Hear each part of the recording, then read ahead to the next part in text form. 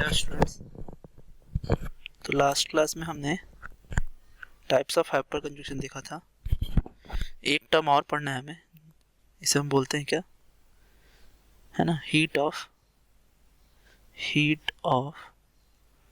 हाइड्रोजीनेशन, है ना। एक्चुअली जितने भी ऑर्गेनिक कंपाउंड होते हैं, पहले तो हम हाइड्रोजनेशन समझते हैं। हाइड्रोजनेशन होता क्या है? एक अनसैचुरेटेड, है ना, हाइड्रोकार्बन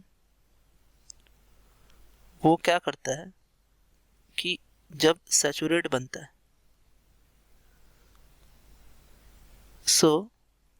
इसे हम बोलते हैं हाइड्रोजनेशन। इस प्रोसेस को बोलते हैं हाइड्रोजनेशन, है ना। अब इस हाइड्रोजनेशन रिएक्शन को अगर हम गौर से देखें तो यहाँ पाई और सिग्मा है, और यहाँ पे क्या है, दो न्यू सिग्मा बन के है। होता क्या है किसी ऑर्गेनिक रिएक्शन में कि old bond breaks and new bond forms. तो ये जो ओल्ड बॉन्ड जो ब्रेक हो रहे हैं वो एक पाई प्लस सिग्मा ब्रेक हो रहे हैं और दो नए सिग्मा बॉन्ड बन रहे हैं। तो ऑफ कोर्स क्या हो रहा है कि यहाँ स्टेबिलिटी इंक्रीज कर रही है। इस रिएक्शन में स्टेबिलिटी क्या हो रही है, इंक्रीज हो रही है। और स्टेबिलिटी इंक्रीज होगी तो एनर्जी जो है वो रिलीज होगी, और इसलिए हीट ऑफ हाइड्रोजनेशन जो होता है वो क्या होता है, एनर्जी जो है वो रिलीज होती है ना, प्लस एनर्जी। और इसी एनर्जी को हम क्या बोलते हैं, हीट ऑफ हाइड्रोजनेशन बोलते हैं। अब हमें कभी कभी क्वेश्चन में क्या करता है कि हीट ऑफ हाइड्रोजनेशन को कंपेयर करने के लिए बोलता है। अभी मान लीजिए कि मैं एक एग्जांपल ले रहा हूँ, जैसे मैंने ये एक एग्जांपल लिया, देखिए, एक तो ये लिया और एक ये लिया। अब इन दोनों रिएक्शन को जब मैं H2 के साथ रिएक्शन कराऊं, दोनों ही रिएक्टेंट को,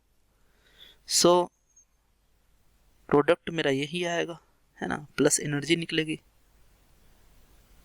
और यहाँ भी एनर्जी निकलेगी। अब क्वेश्चन कहेगा आपको कि इन दोनों ही एनर्जी को आपको कंपेयर करना है कि कौन सा बड़ा है और कौन सा छोटा है। तो मैंने इसको मान लिया कंपाउंड 1 और इसको मान लिया कंपाउंड 2।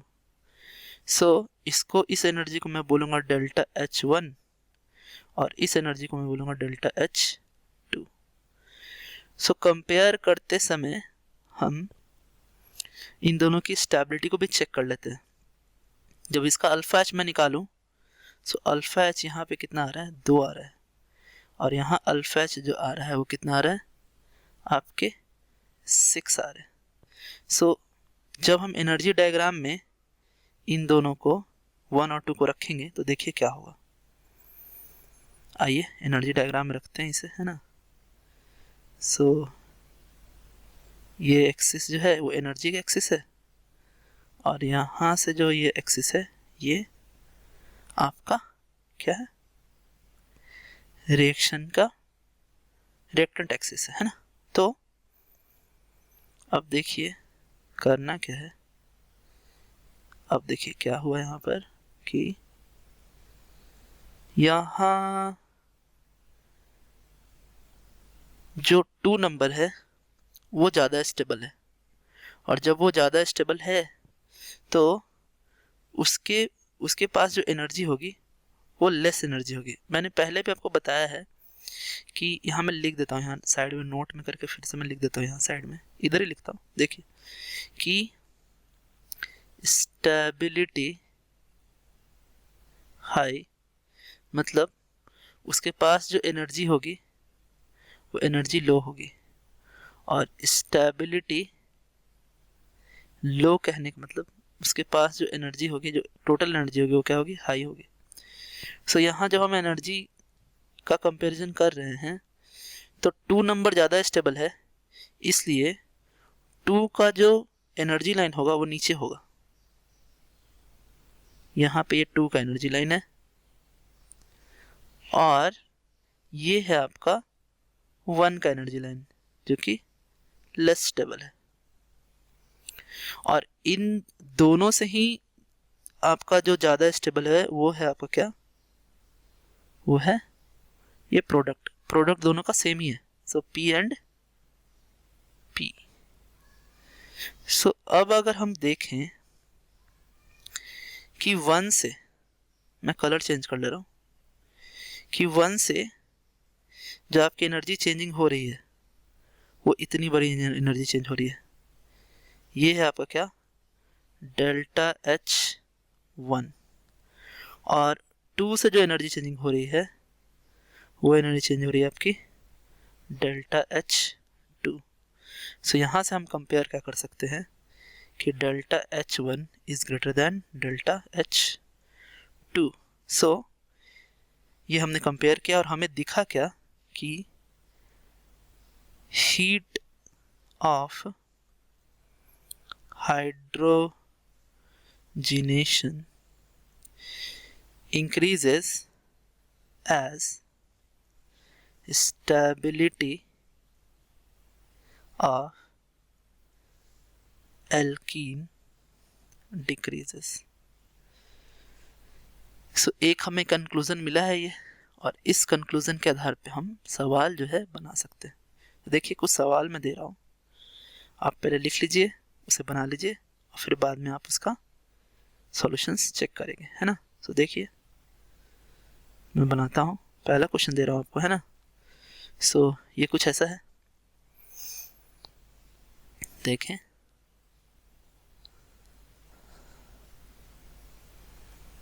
और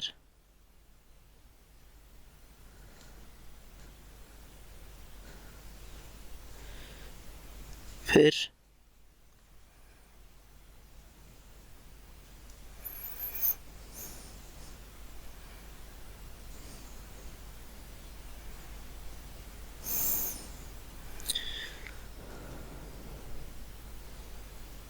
है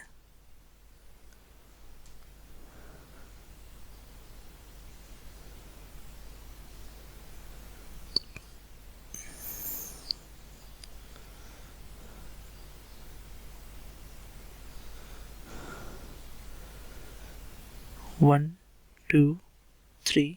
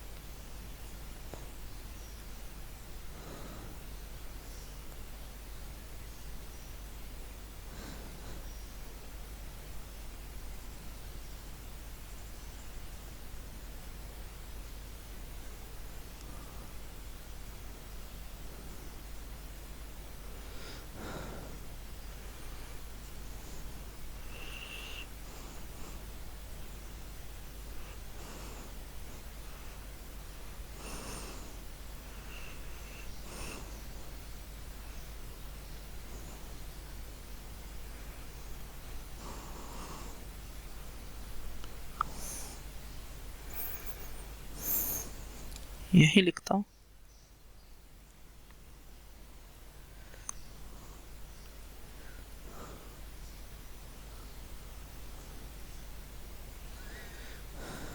तो आइए देखते हैं।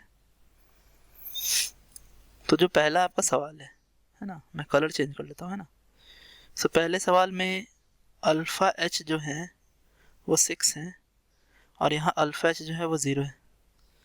सो ऑफ कोर्स ये लोअर स्टेबिलिटी है इसका, है ना, तो ये इसकी हीट ऑफ हाइड्रोजनेशन ज़्यादा होगी। दूसरे क्वेश्चन में अगर हम देखें तो यहाँ अल्फ़ा H जो है वो 2 है और यहाँ अल्फ़ा H जो है वो कितने हैं, आपके 10 है। सो ये ऑर्डर होगा आपका, है ना। तीसरे वाले में alpha H is equals to 2 and here alpha H is equals to 10। So order जिसकी स्टेबिलिटी कम होगी उसकी हीट ऑफ हाइड्रोजनेशन ज़्यादा हो जाएगी। यहाँ ये तो हमने देखा ही, इसका ग्राफ ही बनाया। सो ये होगा यहाँ alpha H is equals to 4 and alpha H is equals to 7। So ये ऑर्डर होगा। यहाँ हम देखें ये जो डबल बॉन्ड हैं ये आपके कंजुगेटेड है और ये जो है आइसोलेटेड है, और पहला वाला ज़्यादा स्टेबल है। सो पहला वाला ज़्यादा स्टेबल है, इसलिए ये ऑर्डर होगा। दूसरे में अगर हम देखें तो यहाँ 2 पाई बॉन्ड है और यहाँ 1 पाई बॉन्ड है। स्टेबिलिटी हम कंपेयर नहीं कर सकते हैं क्योंकि number of pi bond same नहीं है। So we can not compare stability because